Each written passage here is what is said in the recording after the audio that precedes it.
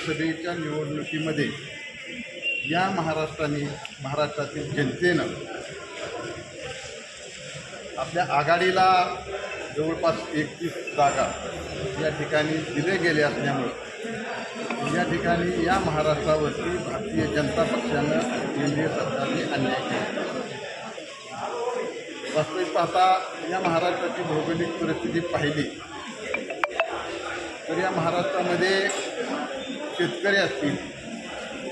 त्याचप्रमाणे आमच्या महिला भगिनी असतील, आमचे तरुण युवक वर्ग असेल आणि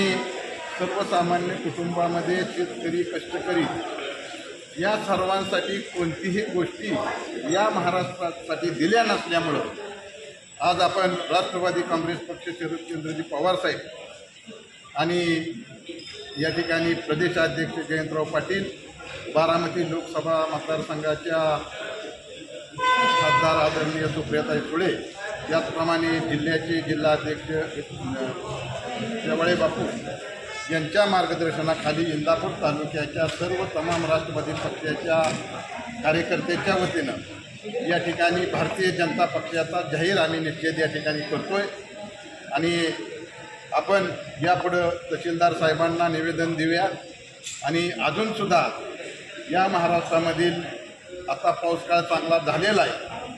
भारतीय जनता पक्षानं या महाराष्ट्रातल्या जनतेसाठी